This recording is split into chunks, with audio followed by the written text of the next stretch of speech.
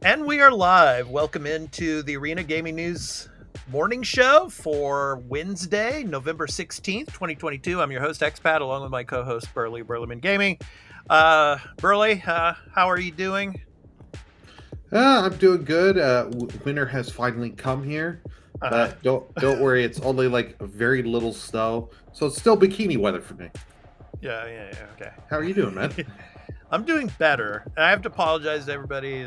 Monday and Tuesday were just, I had a terrible headache. And after watching Black Panther 2 on Sunday night, when the movie theater was like the heat was cranked up inside the theater, just messed with my head.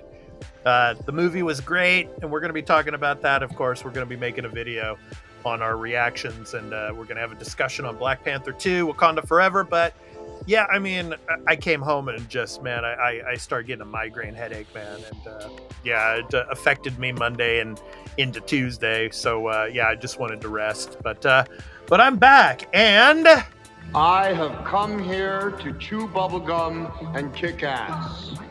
And I'm all out of bubblegum. there you go, man. There you go. John Carpenter classic. Oh yes, They Live. Yes, good old Roddy Piper. Yeah, that was a great cult classic. It's called They Live. Go check it out if you've never seen it. It's an oldie but goodie. I mean, it came out in like 1988, I think it was. Yeah, when I was a basketball player back in those days, the good old days. Yeah. But anyway, we're gonna be talking about the Game Awards. Burley, we got a Game Awards show coming up soon. Yep. Game Awards again. It's like they have like 500 Game Awards, presentations, and this is the big one, obviously. Well, this is the Jeff Keighley, the big one. Yeah, the Jeff Keighley. It's still so odd that, hey, the Game Awards, we're doing them early December, yet there's still big game that comes like 5 days before the dang thing event comes out. So it doesn't have a chance on this one. You got to hope you remember it for the next year's one. Yeah, so I think it's on December 8th. I think it is. Yeah. Yeah, so, Thursday, December 8th. Yeah, so we're still debating whether or not we're gonna do reactions live here on YouTube. We shall let you all know later on, but as the time approaches. But tonight this morning for all of you out in the West, obviously. But tonight for me out here in Asia, we're gonna be talking in this edition of the morning show about the nominees. So we're not going to run through every single one of them, but I will show you, of course, the article that you could go to see all of the nominations on the article from Gematsu. So the Game Awards 2022 nominees, you can go through all of them. We're going to go through a bunch tonight. We're not going to give our predictions on this morning show. We're going to save that for the podcast that's coming this weekend, episode 112. So we're going to be talking about that then. But tonight, or this morning's show, we're just going to basically run through the nominations and talk about, what were some surprises, what were no-brainers, what we thought were that was obvious. We're going to talk about that tonight. So anyway, so that's the for all of you video viewers here on the Arena Productions, the article from Gematsu. You can go and check that out. Okay. All right, Burley, let's go ahead and get into it. So first category I want to go over here, best performance. So we got Ashley Birch, of course, Horizon Forbidden West. Good old Aloy. She's back as Aloy again. Did she win for Horizon Zero Dawn? I think she won this category for that. I'm not sure. I don't remember. I'm just going to quickly look that up. Yeah, but she might have won for Aloy in, 2017 when it came out? I think it was 2017. Yeah. Anyway. Horizon was 2017. I'm just quickly seeing if she won. Yeah, well, while you're checking that out, I'll go ahead and read off the rest of them here. Charlotte McBurney for A Plague Tale Requiem. So Christopher Judge as the voice of Kratos, obviously. God of War Ragnarok. Maiden Gage for Immortality. And Sunny Zuljic for God of War Ragnarok. So, Burley, I was surprised to see Charlotte in this Plague Tale Requiem. This category, it's interesting. You got best performance. I kind of think of it as like the performance must be, a AAA type of game. But then again, the work that's put in, and all of these, the voice actors and actresses in here, I mean, they're quality. They're the top of the, top of the list. They're A-list, and especially on Ashley Birch's side of things when she was doing Aloy. I mean, all the different, side quests and everything, all the different, dialogue options that need to be, voiced in these games. So she's putting a ton of hours into this, as well as I'm sure the other four. Ashley Birch did not win that year. She did not win. Who did win? Mila Jurgens for Hellblade. Oh, okay. Oh, yeah. Yeah. Interesting. Okay. Yeah. So, but anyway, what do you think of these voice actors and actresses in this category? Were there any surprises for you, or were any just no-brainers? I think Ashley Birch, I mean, she's the top of the heap. I think it was a no-brainer that she was in there for Aloy, as well as Christopher Judge for Kratos. But what did you think? I agree. Ashley and Christopher, those were just, you knew those were coming. Charlotte, yeah, it doesn't surprise me as much because so I think she voiced Amicia. Yeah. I couldn't remember the name. I was blanking on the name. I was like, Amicia. Yeah. And she does do a great job, so it's not surprising to me. Engage, or however you pronounce that. Sorry if I butchered that. That one shocked me because I haven't heard as much on Immortality, so that was the one that kind of surprised me. Okay. Well, let's move on here. Next up is, of course, Best Narrative. And there's a lot of people on the internet, obviously. It's like everybody on Twitter. It's like, let's talk about the Game Awards. Who do you think is going to be Game of the Year? With this, thousands of people talking about this and narrative. And like Elden Ring should be in the narrative conversation. It shouldn't be in the narrative conversation. But anyway. Do you want my quick opinion? Go for it. On it? Yep. Elden Ring, it should be in there, but if you remember from the extra take we did, I don't like the way they do the narrative because they want you to it's like looking up shit and you have to find around this world and hope you find the right thing and skim around across that map to get all this. So if you could miss something because you just didn't explore this little quarter of the map and miss a lot for the story, all that. So that's just which doesn't make the narrative as strong to me. Yeah. So we got a Plague Tale Requiem, of course, by Asobo Studios, Focus Entertainment. Elden Ring, of course. So from Software and Bandai Namco. God of War Ragnarok, Sony Santa Monica, Sony Interactive Entertainment. Horizon Forbidden West from Guerrilla Games, Sony Interactive Entertainment. And Immortality from Half Mermaid. So Immortality getting some nods there. So I was surprised to see that. But yeah, A Plague Tale Requiem, it definitely deserves to be in the best narrative, as well as God of War and Horizon as well, I think. Yeah, Immortality I haven't heard much, but if it's getting voted up here, it really makes me want to think I need to go and try and check this game out. Yeah. But all the others I could say, my personal feelings aside, I can understand why Elden Ring's up here. But the others, it makes so much sense because I've played A Plague Tale, I've played Horizon. I'll eventually get to God of War. Yeah, I mean, with Elden Ring, there's so much lore involved with it as well. Oh, yeah. And for all of those people that love to play, those type of games and Elden Ring, that's a part of it as well. Okay, next up, Best Indie. So, yeah, this was interesting. Cult of the Lamb by Massive Monster, Devolver Digital. Neon White by Angel Matrix, Annapurna. Sifu from Slow Clap. And, of course, we did an extra take on Sifu. Go check that out. Stray by Blue 12 Studio, Annapurna. And Tunic Team Finji. So, yeah, Burley, were there any games here that were surprising for you that made it into the indie category? Yes, Neon White. I've never even heard of this game. Okay. I'll be honest. Like Cult of the Lamb, I knew when I saw that game launch and how popular it really got with Twitch. Uh-huh. It no surprise. Sifu, playing the game myself, I really could understand why it's up there, and that was a lot of fun to go through. Stray, oh yeah, Stray is Yes, Stray belongs in this category. I mean, for sure. I cold-heartedly agree. Like it's a great game. And like, Tunic as well. Tunic was a great. Oh, great Tunic! little indie. Tunic, I need to finish. But if you were a classic Legend of the Zelda fan, you download this on Game Pass or stream it with the cloud. However you want to play it, play Tunic. Yeah. So good stuff.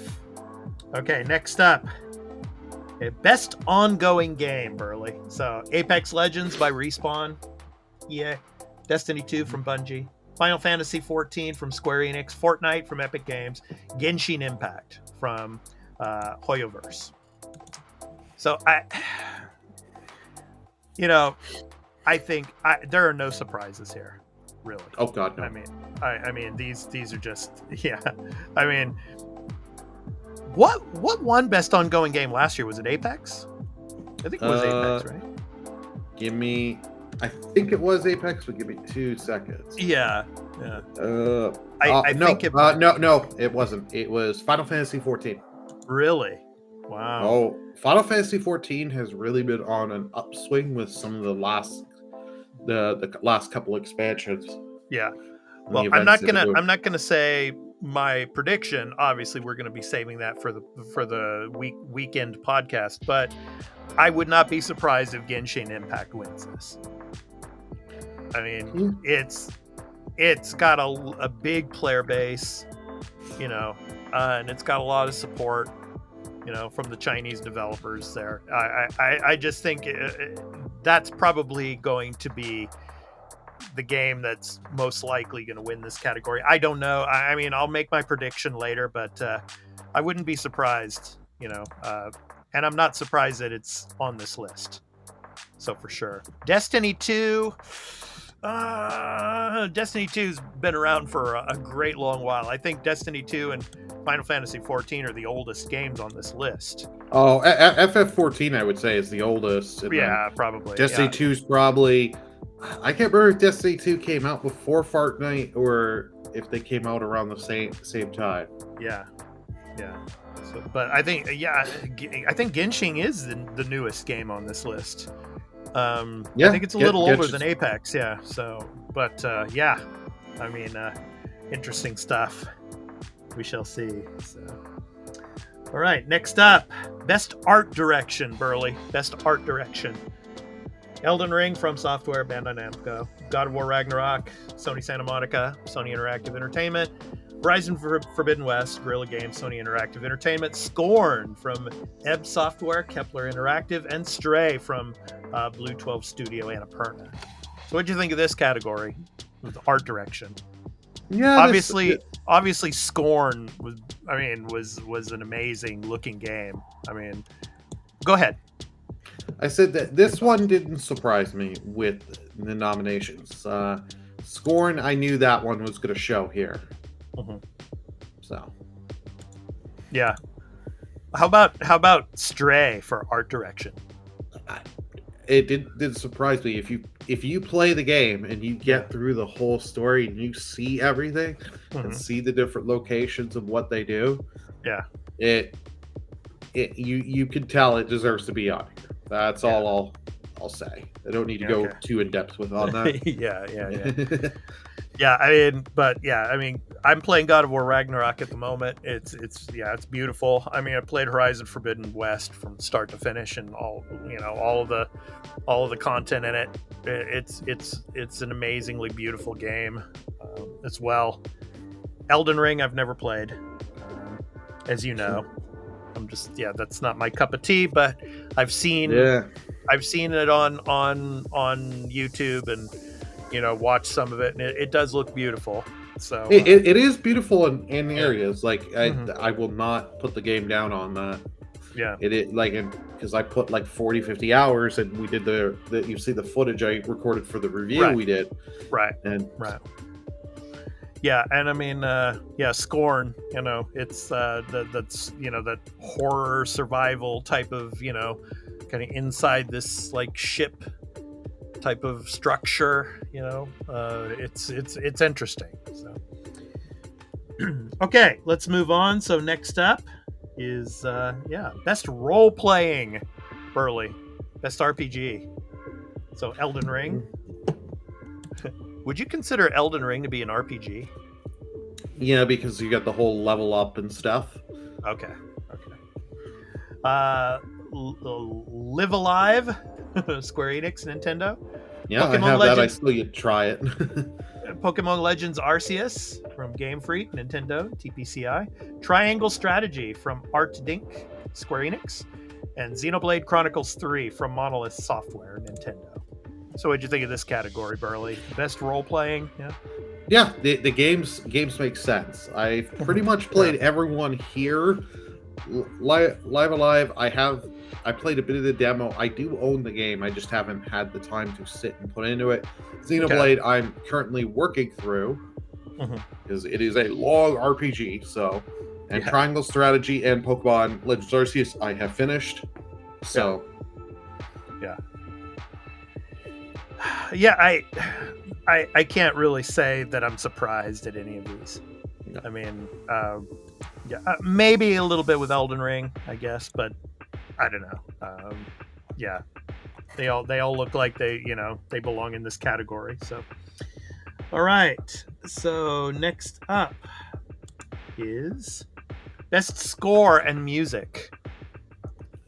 So Olivier Durevre for a Plague Tale Requiem, Tsukasa Saito for Elden Ring, Bear McCreary for God of War Ragnarok, Two Feathers for Metal Hellsinger, and Yasunori Mitsuda for Xenoblade Chronicles 3. So Burley, what did you think of the score and the music in Xenoblade? Because I haven't had a chance to play that yet. The music is good, and I can understand why it's up here. I'm glad to see Metal Hellsinger get on one of these categories. Yeah. And the soundtrack is probably the best to put it in.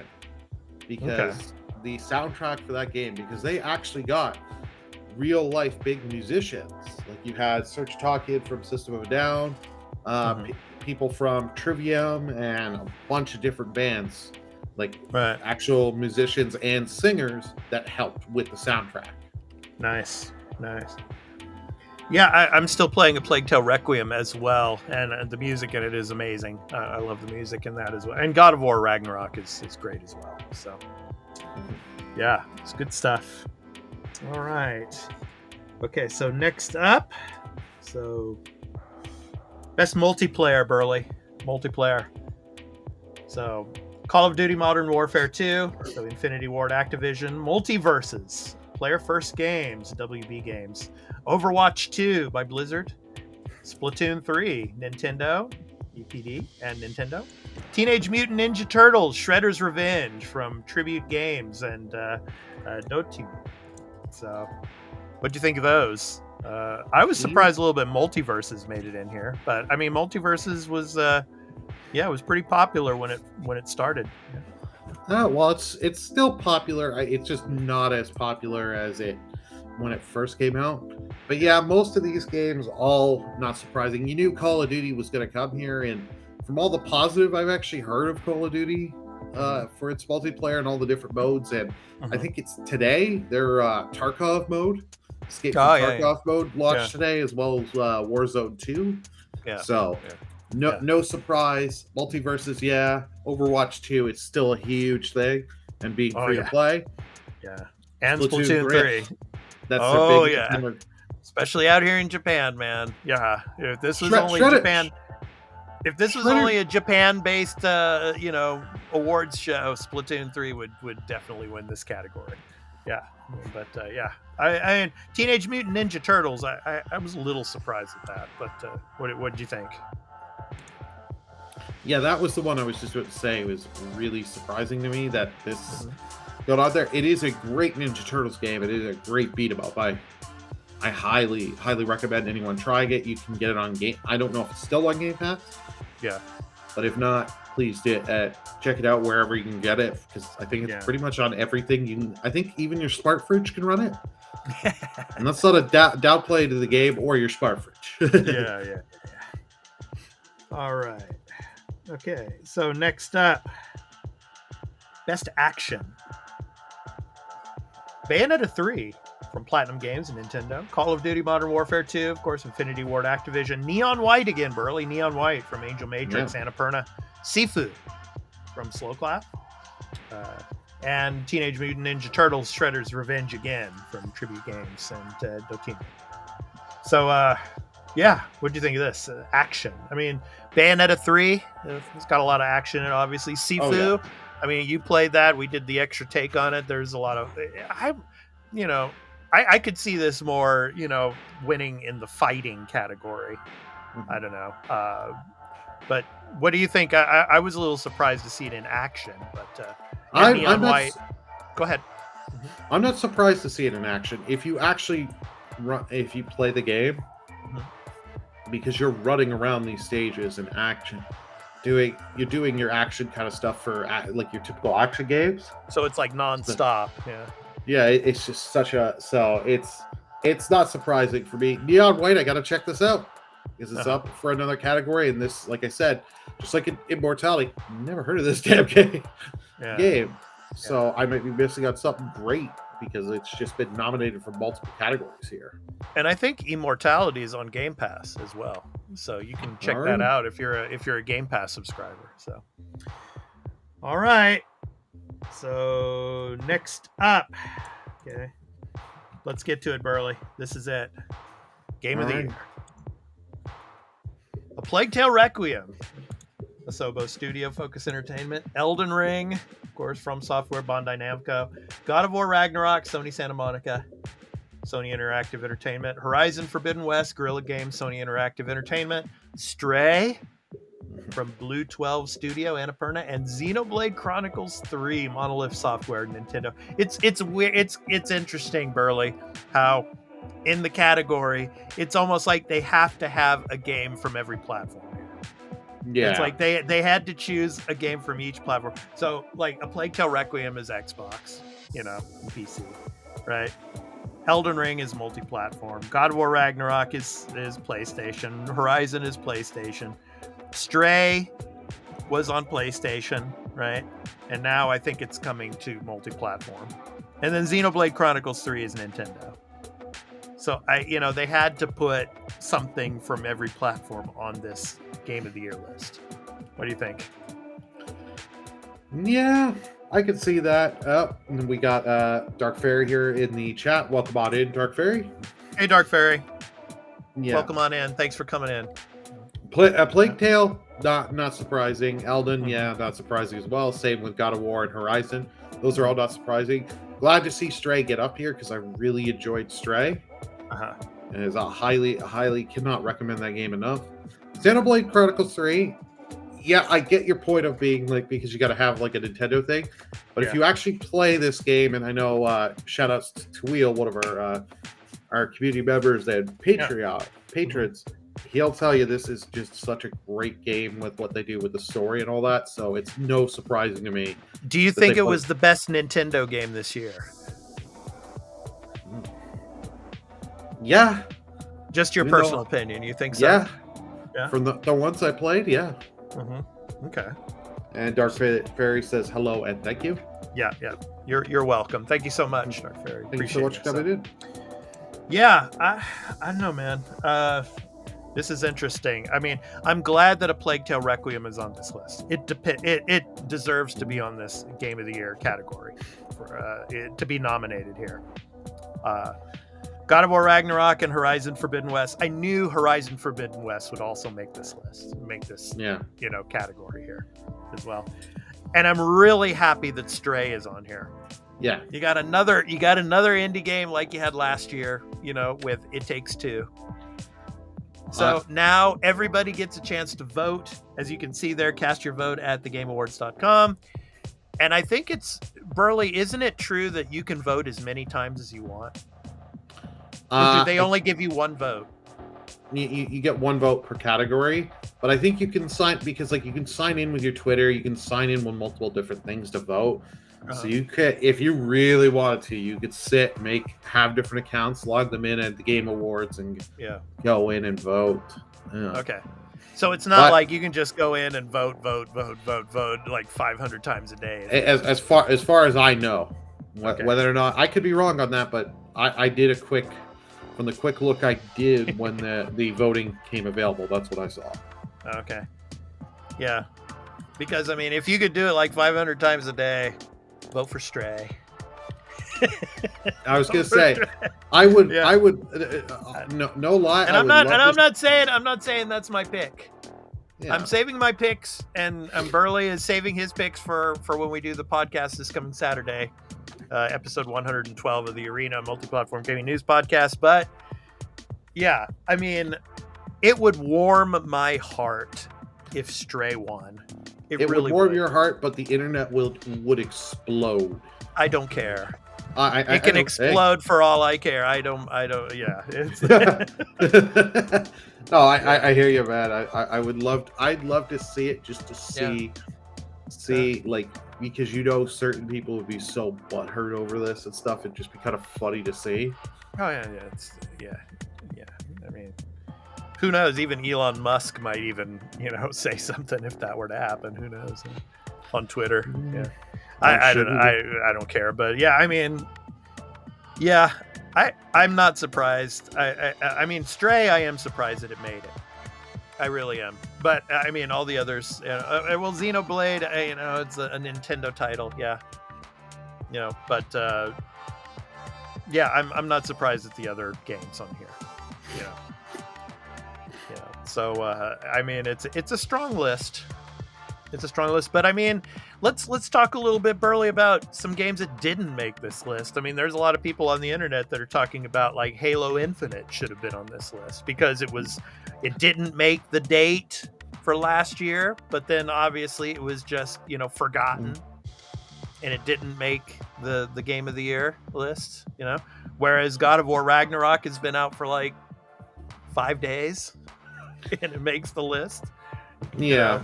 I mean, so go ahead. I'll do my comments on that, but we actually have something from Dark Fairy here. I tried playing Plague Tale Requiem, but since I don't have an Xbox, the Series X or S, it kept cutting the screen, so it sounds confusing. But I took a short video. Okay, yeah. I don't know how it runs on the new. You might be best if you're gonna try it on because I can't remember if it has the cloud option. Try the cloud option on your Xbox if this game does have the cloud option. Yeah. Play it on the cloud. Yeah. That might be better for you. Yeah. Because I have heard on the older hardware it is not the greatest. Yeah. Oh, she said I did. Oh, okay. Yeah, then. Yeah. But at Halo, yeah, there's reasons why Halo Infinite isn't here. I know this is gonna make people mad. That game did not launch at a great state, and even over time, they have canceled parts of the game they advertised and they sold to people. Couch co-op is no longer a thing. They were saying at the beginning, it's going to be a thing. It's going to be a thing. We're going to do it. We're going to do it. We're going to do it. But they just didn't. But is that the real reason why it didn't make Game of the Year? I mean, for the actual campaign. I just don't think I think this game has just been just with all the damage that has happened with it. They just don't want to put, because besides talking about the campaign, the few people that still do, that game isn't talked to about in a positive light. And I don't know, man. Yeah. Carl, Triangle Strategy greater than Stray. Ooh, I love both games, but Carl, for a guy who's never played Stray, okay. Yeah, so your personal opinion there, yeah. So yeah, so well, I think we know what Carl wanted to come see Game of the Year.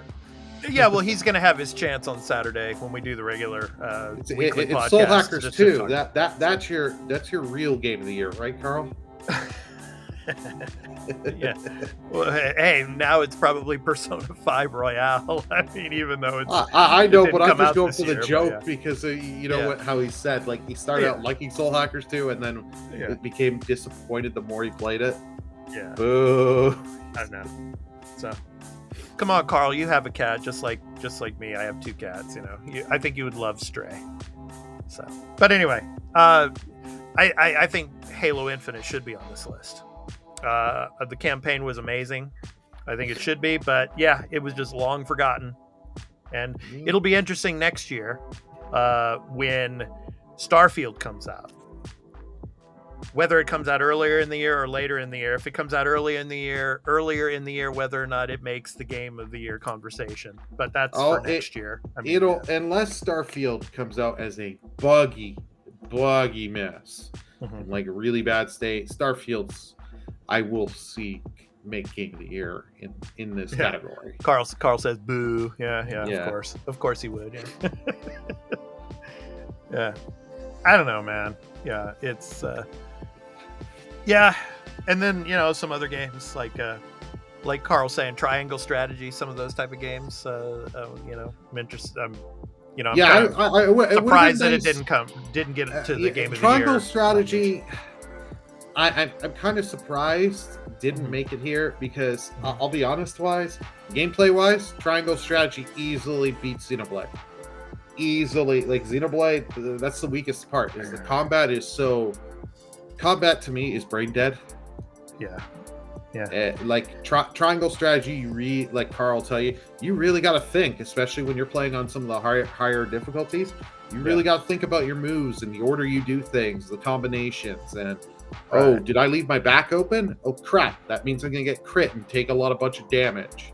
Yeah, like it's really like the turns in Triangle Strategy can take a while. Yeah. I mean,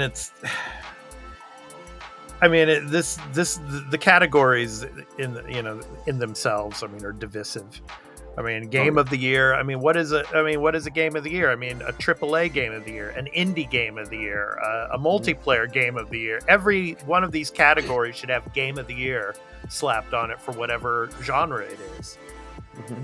But it just doesn't make sense to have one category for game of the year and most of them being AAA games. Except for Stray, So yeah, it's just, and then with all the other categories, it's like the content creator stuff and the esports stuff, and we're not even going to get into that in this morning show or even on the podcast. But it's just No. They're not game related at all. They're not game related. Do you know why they have those? Yeah, say it. It's all about marketing and people paid for this. Of course. So all these like Evo and all that, they all spec'd. They all spend money on it. It's all marketing events because this is all this is a giant marketing thing because you got all the trailers for the new games that come out, the music. And Carl says here, I wouldn't expect Triangle Strategy to get a Game of the Year nomination. They always pick an indie now, so Stray got in there. It'll probably win Indie of the Year, but that's just that's contradictory because why put an indie game in the Game of the Year category when you have an indie category? It just doesn't make sense. But I understand what you're saying, Carl. So and then so Dark Fairy says I wanted to play 2 games from this list, Horizon and Stray. If you're into the long AAA game, Dark Fairy, Horizon Forbidden West is an amazing game. If you played Horizon Zero Dawn, this is just as good or even better than Horizon Zero Dawn. It's a great game. I would say it's better if you like Zero Dawn. Yeah. You'll love Forbidden West. Forbidden West fixes Stray, some stuff. If you love cats, you got to play it. That's all I can say. She loves cats. I have 2 cats, Thomas and Kitty. They're beautiful cats. I love them to death. Yeah, so I loved playing Stray. It was fun to play. Yeah, because Kitty, my second cat named Kitty, she actually was a stray cat, and my wife found her near one of her schools and brought her home and took her to the vet and had her vaccinated and everything, and now she's very healthy and great cat. So yeah. On Dark Fairy, it says I have not finished the first one for Horizon, and I love cats. I have one all black. Oh, that's cool. That's cool. Yeah, Kitty is all white, and Thomas yeah, is a Scottish fold. So yeah, he's a cute little guy. So yeah. Well, the thing is, like, I do want to pick up and buy Stray on PC because Yeah. just the mods have gone ridiculous of what you can make instead of having the cat there, who they have put in. Yeah. Yeah. So anyway, those were some of the nominations that we wanted to talk about here on the morning show. When it comes to other gaming news, we'll be getting back to that tomorrow on tomorrow's edition of the morning show. And then, of course, episode 112 of the Arena Multi-Platform Gaming News podcast coming up this weekend with me and Burley and Carl. We'll be talking about these nominations in more depth, especially our predictions of who we think is going to win particular categories and all. And we're going to focus on Elden Ring and God of War Ragnarok because those are the two big ones. It's either going to be those two games that's going to win. I'm going to say it right now. I mean, those Game of the Year nominations, it's either going to be Elden Ring or God of War Ragnarok. And in our poll, we did a poll in the community. And in the community, it was pretty obvious choice. God of War Ragnarok had over 70%. In our poll, and on Twitter it was about the same. So Okay. yeah, so there's a lot of people out there right now, especially because God of War Ragnarok is fresh in everybody's mind and they're playing it. So I think that could have been one of the factors of why they chose God of War Ragnarok over Elden Ring. I don't know, but yeah, it was around 70-30. Yeah, we shall see. We'll be talking about that this weekend. So yeah. So, Burley, any last words before we sign out tonight? We would love to see your anyone that was in the comments that watching this afterwards to see what you think of the awards and what the nominees. See what you think who will win. Right. So we got Carl in the chat. Carl, does the cat in straight vomit? It's not realistic if it doesn't. Play the game and find out, Carl. I'm not going to spoil it for you. Yeah. I'm going to change your name, Carl. It's not turn-based Carl anymore. It's a game realism Carl. Well, he's had like 10 different names. He's had State of Carl. Every time we're talking about video games, it's always like, or even movies when we're talking, on the Arena Productions about like Star Wars or Star Trek or anything. It's always that realism. It's like that comes into play. It's one of the most important things. Yeah, so that's what I love about Carl. He loves to talk about stuff like that. So, oh yeah. All right, so yeah, that's going to do it for this edition of the Arena Gaming News Morning Show. I want to thank, of course, Dark Fairy for coming in, Turn-Based Carl, of course, our other co-host on the Arena Multi-Platform Gaming News podcast and some of our other shows here on the Arena Productions. Want to thank him for coming in, and all of you that are checking us out on video on demand later on. We thank you so much, and we appreciate you watching our videos, and we appreciate your support, and we want to thank you so much. So that's going to do it for this edition. So we hope to catch you tomorrow for the next edition of the morning show. So I've been your host Expat, along with my co-host Burley of Burleyman Gaming, and of course be sure to hit that like and subscribe and the notification bell if you are new here to the channel. We would really appreciate your support. And thank you so much for watching our videos. So until tomorrow, have a great day, everyone. So take care. Peace out. Take care, everyone.